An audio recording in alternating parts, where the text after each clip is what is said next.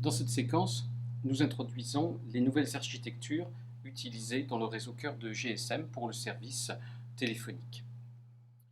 Si on reprend l'architecture traditionnelle du réseau téléphonique commuté, on a les commutateurs qui sont reliés entre eux par ce qu'on appelle des trunks ou des jonctions qui reviennent à des circuits à 64 kilobits par seconde multiplexés. Le principe est celui de la commutation de circuit, c'est-à-dire qu'on réserve la ressource pour une communication que la personne parle ou pas. Avec la généralisation des technologies IP, il apparaît possible de ne plus utiliser des circuits à 64 kilobits par seconde, mais un réseau IP en plaçant la parole encodée dans des paquets IP. Il n'y a encodage de parole que quand il y a effectivement quelqu'un qui parle, donc on peut espérer faire des économies en ayant des paquets de paroles créés uniquement lorsque c'est nécessaire. C'est le principe des nouvelles architectures. Donc on va retrouver à ce moment-là un réseau de transport IP qui est utilisé pour transporter la voix encodée.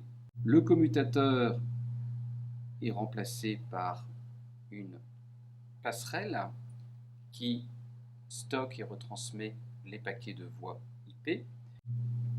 Cette passerelle s'appelle MGW pour Media Gateway. De façon à conserver les protocoles existants, on garde le protocole de signalisation classique du réseau téléphonique qui s'appelle ISUP. Et la passerelle va être commandée par un serveur. Le serveur ne va s'occuper que de gérer la signalisation. Si on fait une petite analyse, pour une communication qui dure, disons, 10 minutes, on va avoir beaucoup de paquets de paroles, puisqu'on peut considérer qu'il y a un paquet de paroles envoyé tous les 20 millisecondes. En revanche, si on fait l'analyse du nombre de messages échangés pour établir un appel téléphonique, il va y en avoir typiquement 3 pour établir l'appel, 2 pour finir l'appel. Donc sur ces 10 minutes, il va y avoir 5 messages. Ce qui veut dire que le nombre de messages que va supporter un serveur est beaucoup plus faible que le nombre de messages que va supporter une passerelle. Il est donc possible d'avoir un serveur qui commande plusieurs passerelles. C'est ce que nous voyons sur ce schéma-là, où on a visualisé un serveur qui commande 2 passerelles.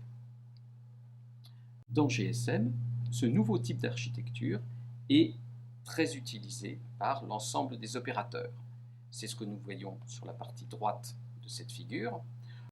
On retrouve dans le schéma les Media Gateway dont nous avons parlé et le serveur qui commande les Media Gateway qui s'appelle dans ce cas MSC Server ou quelquefois MSSES pour MSC Server. Les Media Gateway vont par exemple être reliés à l'ensemble des stations de base d'une région et le MSC Server va pouvoir commander un groupe de Media Gateway d'un ensemble de régions. D'autre part, avec aussi le développement des technologies de transport IP ou Ethernet, il n'est plus nécessaire d'avoir forcément des liaisons point-à-point BTS reliées à BSC, BSC relié à Media Gateway. Un opérateur peut utiliser un réseau de transport et configurer de façon à émuler une liaison point à point s'il le désire par des mécanismes de réseau privé virtuel. Donc on a également, côté du réseau d'accès, une évolution possible et par rapport aux spécifications d'origine, des choses assez différentes en sachant que la différence porte sur la façon de transporter l'information, mais d'un point de vue des protocoles, les protocoles au niveau réseau restent les mêmes.